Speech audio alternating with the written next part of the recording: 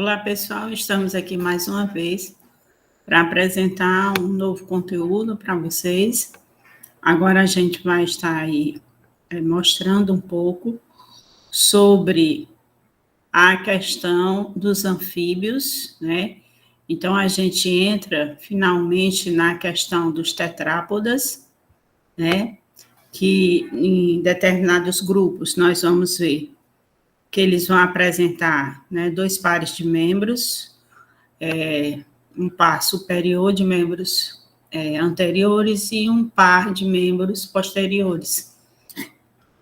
Em algumas ordens, como por exemplo, no caso da ordem Anura, né, nós temos aí alguns que são bastante utilizados como alimentos pela nossa espécie, né? Temos destaques, né, de animais diferenciados como as salamandras, né? O axolote sendo um representante, mas também temos alguns da ordem Anura que são até utilizados, né, em filmes, em desenhos muito famosos, como no caso do filme da Rio 2, né, que apresenta uma rã pseudo-venenosa, ou seja, é um pseudodendrobates. Então, é interessante a gente ver que o gênero, né, também está presente na ficção, mas também é muito utilizado, né, são muito conhecidos em termos do nosso dia a dia. E também são excelentes indicadores biológicos. Então, é interessante a gente estar vendo um pouquinho da classe dos anfíbios, porque a gente também pode observar desequilíbrios ambientais, se você avaliar o grupo, por exemplo, né?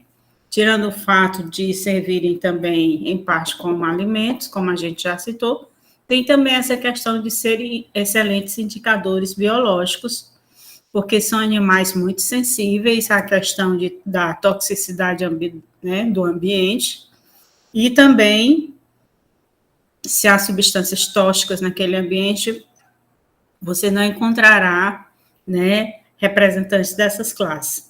Um exemplo é que eu já viajei aqui para o interior do Ceará, e nas regiões ali da Nova Jaguaribara, né, eu fui ministrar aula pela universidade, e lá eles não tinham, a gente notava que por volta de 18 horas não tinha sapos, que é muito comum a gente encontrar nos interiores. Então, a gente questionando sobre por que não tinha sapos, porque havia um número excessivo de insetos por volta de 18 horas da noite, e a gente não conseguia nem ficar nas áreas livres, a gente tinha que voltar para os quartos, porque era uma praga, assim, de insetos. E aí eu questionei por que não havia sapos. Então, se descobriu que depois de um grande nível de poluição na cidade, nos córregos, nos esgotos, os anfíbios foram desaparecendo. Então, tem algumas cidades já aqui mesmo no nosso estado que não tem representantes, né, porque o ambiente não é propício para o organismo fechar o ciclo. E isso causa um desequilíbrio ambiental. Por quê? Porque os anfíbios são responsáveis, por exemplo, por controlar determinadas espécies que são pragas, né, no caso, para a nossa.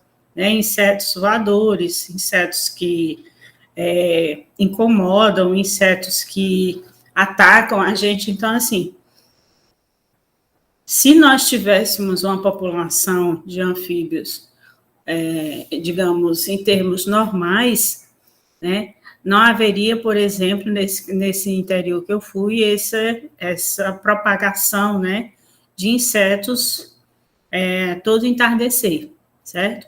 Então, a gente vê que quando ocorre esse desequilíbrio, ocorreu porque uma espécie foi retirada por ação antrópica, ação humana, e eles deixaram de existir naquela localidade, ok? Como representantes, nós vamos ter aí 3 ordens dentro da classe anfíbia. Nós vamos ter indivíduos da ordem caudata, que seriam as salamandras, né? muito disputadas em termos de para serem comercializadas como bichinhos de estimação. Nós temos a ordem das gimnofionas, que seriam os ápodos, que não teriam os 2 pares de membros, nem superiores, né, nem posteriores, nem anteriores, que são chamadas de cecílias, né? E não confundir com os répteis, né? Aquela cobra de 2 cabeças é sempre confundida com a questão das cecílias. O diferencial é que a gente sempre vai ter indivíduos que não possuem escamas nesse grupamento, né? Como a gente vai estudar lá na classe reptília, que é majoritária a presença de escamas corpóreas. Então, nesse grupamento aqui, nós vamos ter indivíduos sem os membros anteriores e posteriores, muito parecidos com cobras, mas ao se analisar os corpos, a gente observa que, na realidade, são anfíbios, né? Porque a gente não vai ter presença aí de escamas. Os hábitos desses indivíduos, né, eles permanecem enterrados, são fossoriais, então permanecem enterrados a maior parte do tempo, por isso que é muito difícil a gente até ver a questão da reprodução mesmo desses organismos, tá? Mas já tem estudos sobre isso. E nós também temos os mais conhecidos da ordem Anura, que seriam as rãs, os sapos e as pererecas, ok? Aqui nós vamos ter um exemplo de uma rã venenosa, as verrugas, né? Presentes por todo o corpo desse animal aqui, produzem substâncias tóxicas, alcaloides, venenos alcaloides, né? Algumas espécies são utilizadas até pelos índios, né? Para produzir venenos que são usados nas pontas das flechas, né? E o interessante é que a gente destaca que essas substâncias tóxicas só vão ter um efeito assim nocivo em termos, né, da nossa espécie em contato com as mucosas ou sangue diretamente. Mas, tirando isso, não há tanto assim tantas espécies, pelo menos a nível mais urbano, né, que venha a causar grandes problemas para nós. Claro, quando a gente trata de rãs venenosas, as presentes na Amazônia, aí nós estamos tratando de microgramas de substâncias que, quando entram em contato com o sangue ou com mucosas, pele mais fina, né, no caso do corpo do ser humano, pode vir a causar a morte em questão de momentos, né? Então, essa questão aí de quantidade de veneno e quais espécies produzem, a gente tem que avaliar os grupos, né, que a gente vai estudar. Esses sapos, né, que a gente conhece, que vivem também em regiões das cidades do interior, né, eles têm glândulas a nível de cabeça, né, que produzem substâncias alcaloides que, quando algum organismo tenta devorar esses organismos, né, sentem, né, aquela substância ali, travando a língua, causando problemas em termos de sensibilidade até. Mas essa questão, assim, de venenos mais potentes, nós vamos encontrar no grupamento das rãs, tá? Que estão presentes lá na floresta amazônica. Então, lá a gente vai ter grupamentos mais perigosos. Características gerais, o que é que a gente pode ver? A primeira coisa que a gente sempre destaca é que, quando a gente fala de anfíbio, às vezes o aluno diz assim, é um organismo que vive na terra e vive na água. Na realidade, essa concepção está errada, por quê? Porque são organismos que têm fases da vida que eles estão ou no ambiente aquático ou no ambiente terrestre. Professora, mas eu já vi as rãs, os sapos, eles gostam de estar, né, próximo a ambientes que tenham água. Isso é verdade. A questão do ciclo reprodutivo nessa classe, você só fecha, né, na presença da água. Seja a água que está retida em uma planta, seja a água de uma poça d'água, né, você vai ver ali ovos colocados, né, que podem ter sido fecundados, estão ali para, no caso, se desenvolverem e se tornarem, né, pequenas formas de um indivíduo semelhante ao adulto. sendo que eles vão ter uma fase, algumas espécies têm fase larval, que no caso dos anuras, a gente conhece como essa fase larval, a gente chama de girino. E é interessante que tem outras espécies que não, que o desenvolvimento é direto e que a fecundação é interna, né? Mas o nosso grupo mais conhecido, o grupo dos anuras, que são as rãs, sapos e pererecas, eles têm essa característica do desenvolvimento ser indireto. Então, eu vou ter a fase larval, e a fase larval, nessa ordem, seria aquela que nós chamamos de girino, ok? Então, a questão do nome anfíbio se diz respeito ao quê? A organismos que, em uma fase da vida, vão estar, né, no ambiente aquático e vão fechar e desenvolver essa fase no ambiente aquático, e em outra fase da vida ele já adentra ao ambiente terrestre, ok? Então, não é que ele vive na terra e na água, mas que em fases da vida ele pode estar, né, nesses ambientes diferentes, ok? Quando ele vem à Terra, ele precisa estar sempre em ambientes com umidade elevada ou próximo, né, a fontes de água. Por quê? Porque para fechar o ciclo reprodutivo, essa classe ela não desenvolveu um ovo resistente à dessecação.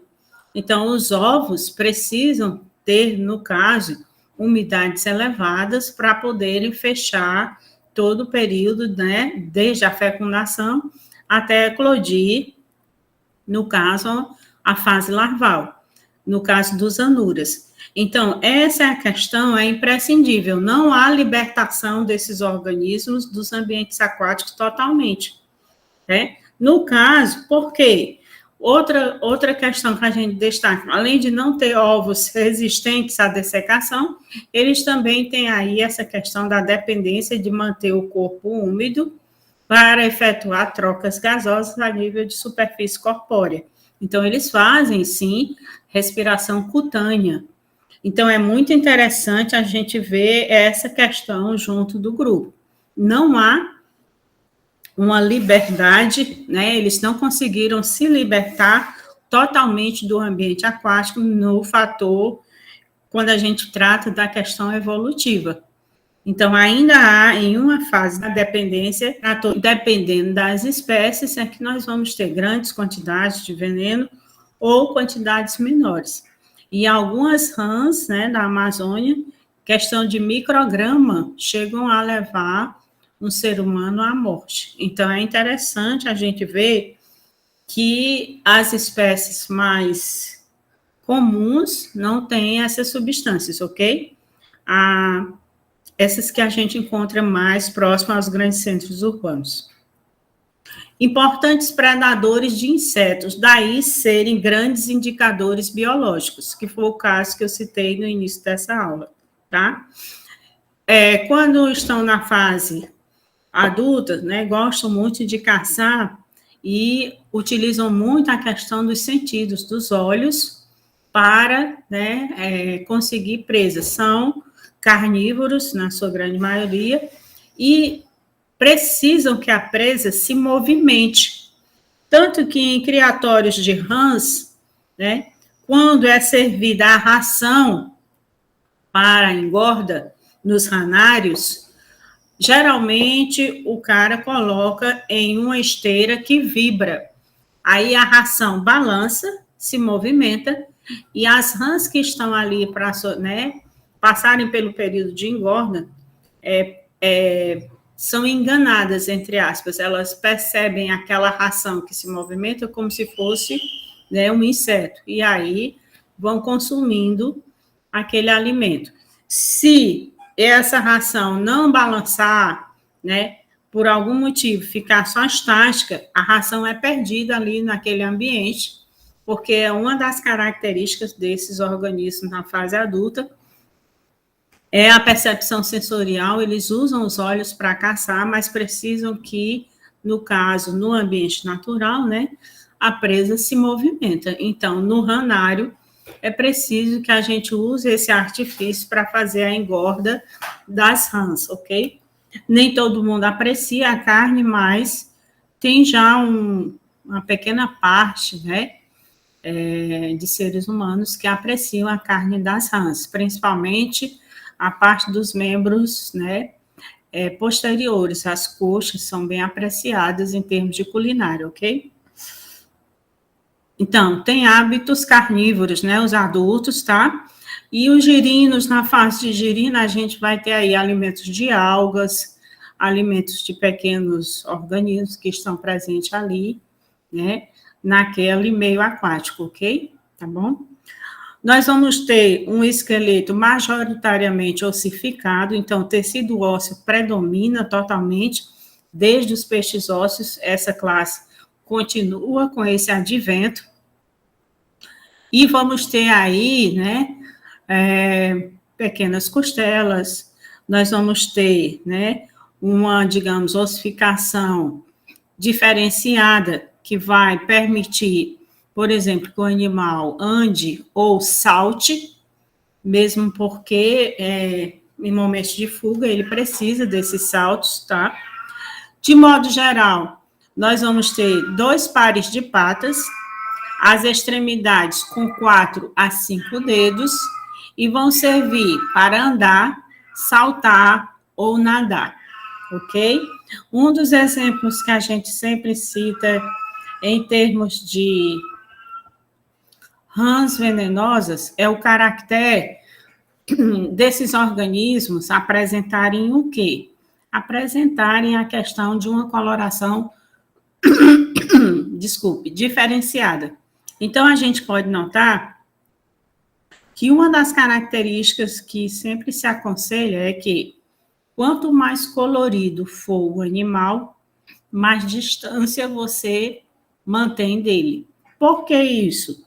Porque geralmente, né, as cores são para atrair presas ou, no caso, servir de chamamento, né? No caso, o animal utiliza desse artifício para conseguir se manter, né, no ambiente a salvo.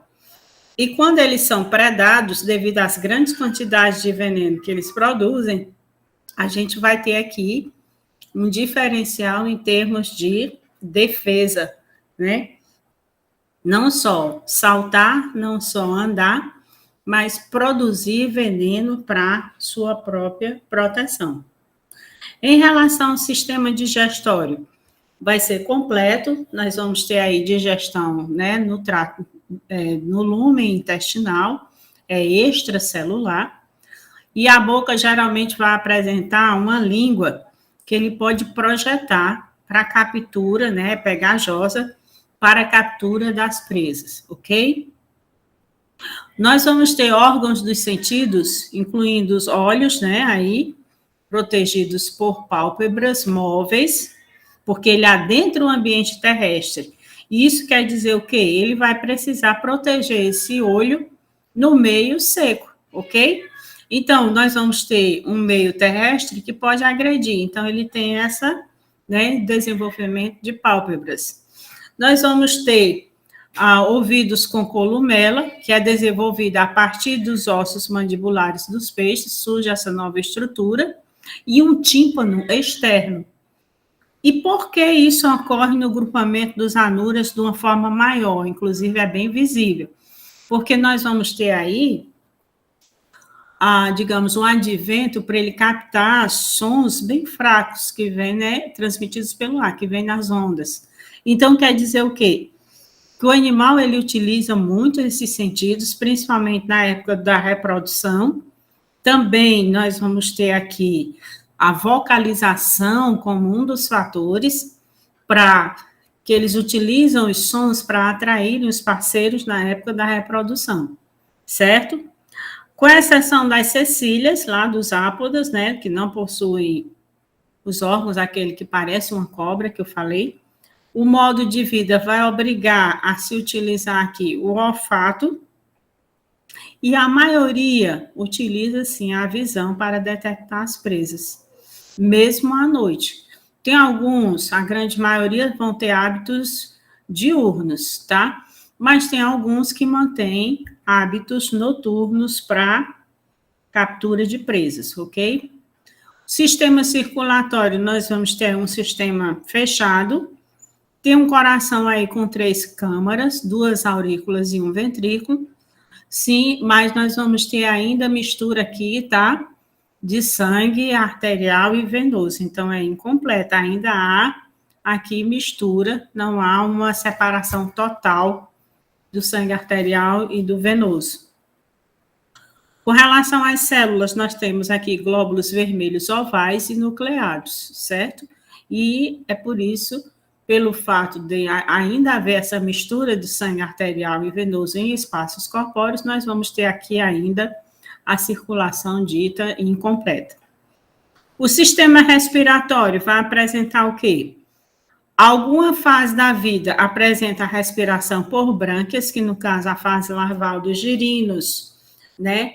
E também algumas espécies de salamandras, nós vamos ter esse tipo de respiração, certo? Mas na fase adulta, da ordem anura, nós vamos ter aí o desenvolvimento de pulmões, ok? Nas salamandras, algumas vão desenvolver e algumas permanecem com as brânquias, né, que são muito apreciadas como bichinhos para serem criados em aquário, né, permanece ainda na fase juvenil com sistema branquial e nunca evoluem para outras formas, ok? Então, nós temos isso no grupamento das salamandras, tá? Com relação às brânquias, em alguma fase da vida, isso ocorre, essas trocas gasosas através do sistema branquial. Temos aí, em alguma fase da vida de alguns grupos, os pulmões, sim, desenvolvidos. E nós também vamos ter tanto respiração, né, através da mucosa da boca, bucofaringiana, como nós vamos ter respiração através da pele, que é a respiração cutânea. Então, tem várias formas de trocas gasosas no grupamento dos anfíbios, tá? Então, separadamente ou em combinação, em alguma fase da vida, o animal vai utilizar alguma forma dessas para respirar, ok? Algumas salamandras não vão apresentar pulmões e vão depender tanto da respiração cutânea, tá? Como da respiração pela cavidade bucal para a absorção do oxigênio. Então, tem o quê? Eu tenho que especificar o grupo dentro da classe dos anfíbios que eu quero desenvolver a pesquisa e observar a característica do grupo em particular, ok? Porque isso aqui é uma visão mais geral para vocês terem, né, um esclarecimento a posteriori, tá bom? Na laringe dos sapos e rãs, nós vamos ter as cordas vocais, que no caso, serão utilizadas pelos machos para os chamamentos, né, para acasalamento das fêmeas em questão, que seriam aqueles cantos que a gente sempre, próximo a lagoas, lagos, riachos, a gente sempre escuta, né, principalmente quem já fez acampamento, sabe do que eu estou falando, ok? Com relação ao sistema excretor, nós vamos ter rins mesonéfricos, localizados aí na região, né, anteroposterior do animal, e excretam principalmente amônia na fase larval dos girinos e ureia na fase adulta. Então, nós vamos ter aí 2 excretas, né, majoritárias, dependendo da fase que você estude. Possuem uma região no corpo chamada cloaca. Lembrando, é aquele espaço corpóreo onde lá vão terminar o trato digestório, o trato excretor e, no caso, o trato reprodutor. Claro, é evidente que naquela região da cloaca vai cair em momentos diferentes, né, aqueles resultados de cada um dos sistemas. Sistema digestório funcionou, o animal vai eliminar as fezes. As fezes não vão cair ao mesmo tempo na região da cloaca que as células reprodutoras. Então, nós vamos ter aí momentos diferentes, mas a cloaca é esse espaço onde nós vamos receber aí o término dos vários desses 3 sistemas que eu falei, ok? E, para a gente encerrar, Nós vamos ter reprodução sexuada, aí, no caso, vamos ter indivíduos, né, dioicos, né? Nós vamos ter desenvolvimentos diretos e indiretos, depende do tipo de organismo que você esteja observando. Então, se eu digo que o desenvolvimento é indireto, eu estou dizendo que entre a fecundação e o organismo, né, pequenininho já na forma de um adulto, entre esse período vai ter um estágio que você chama estágio larval. Então, se tiver estágio larval, você diz que o desenvolvimento é indireto, tá? E nós vamos ter aí, né, no caso dos anuras, períodos que o organismo sofre a famosa metamorfose. Na fase de girino, ele tem uma cauda, essa cauda, ela vai ser, né, absorvida pelo próprio organismo, e aí ele passa, no caso, a ter, no caso, como dominante, a fase que ele vai viver no ambiente terrestre, e essa cauda some, ok? Essa metamorfose, né, é uma transformação bem radical, a perda total da questão das brânquias, elas atrofiam, e na fase adulta, o organismo desenvolve pulmões. Mas continua-se ainda trocas gasosas a nível de pele, respiração cutânea também permanece na fase adulta, e também as trocas gasosas pela boca, tá? E pela faringe. Então, são grupamentos específicos que você deve observar e ver características específicas de cada grupamento que se estuda. Com relação à fecundação, em alguns grupamentos, como nós vamos ter aí, né, ela ocorre de forma interna, quer dizer o quê? No grupamento das salamandras, por exemplo, o organismo se desenvolve no corpo da fêmea. Mas pode ocorrer também a fecundação no ambiente externo, que é no caso do grupamento dos anuras, né, rãs, sapos, pererecas. Você vê geralmente o macho, ele abraça a fêmea, que a gente chama de amplexo, e a fêmea, eles permanecem juntos nesse abraço, né, no abraço nupcial, durante algum tempo, algumas horas. A fêmea deposita, durante esse período, os óvulos no ambiente, geralmente quando tem água, na água. Quando tem pouca água, geralmente eles fazem um ninho de espuma, e pode ser que mais de uma fêmea coloque os óvulos ali. E durante esse abraço, o macho cobre, né, no caso, os óvulos com o esperma dele, ok? Então, a fecundação pode ocorrer em grupamentos no ambiente externo, tá bom? Geralmente, nós vamos ter espécies ovíparas, então eu vou ter sempre o desenvolvimento de um ovo, e esse ovo, ele precisa ter umidade para não dessecar, quer dizer, não desidratar e fechar o desenvolvimento total. Não tem uma casca nesse ovo, não, ele é bem suscetível à questão das adversidades ambientais, ok? E algumas espécies vão apresentar o estágio larval, que no caso seria o que nós chamamos, na ordem Anura, o girino, certo? E aí você diz que esse desenvolvimento é indireto. Então, tem os dois tipos de desenvolvimento. Em alguns, o ovo fecundado fica no corpo da fêmea e ele se desenvolve e sai já um organismo, né, que tem o mesmo formato do adulto, só que pequenininho.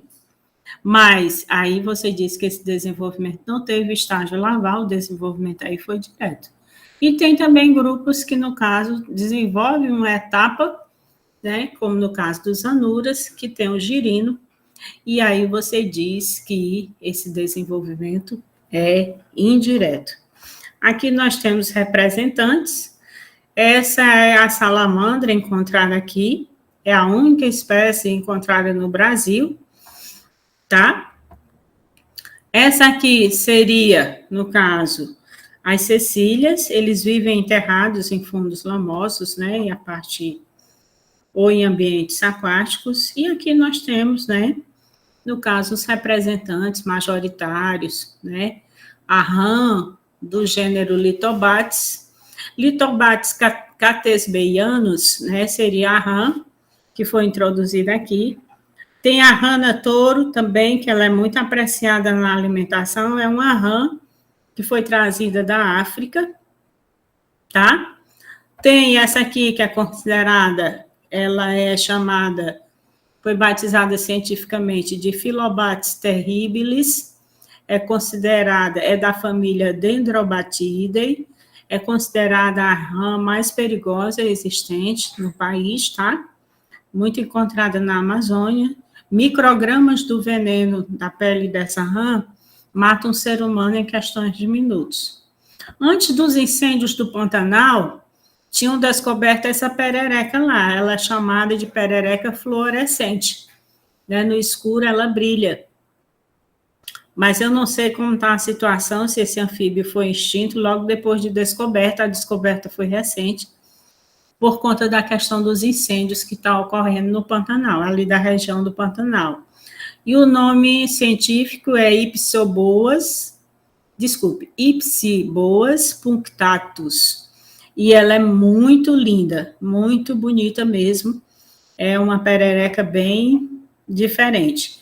E para encerrar, esse é a salamandra que permanece na forma juvenil, com o sistema branquial, né? Sempre exposto aí, trocas gasosas. Ele está com risco de extinção, o axolote, porque ele está sendo muito capturado para a questão de se criar em aquários, né, esse organismo, tá? Então, gente, era isso que a gente tinha para apresentar para vocês. Eu espero que tenha sido de grandes esclarecimentos, pelo menos para uma introdução. E a gente espera estar complementando, fechando em grupos, ou um grupo específico mais conhecido, né, nos nossos momentos de interação. Quero agradecer desde já a vocês e espero encontrar com vocês no nosso próximo assunto. Tchau.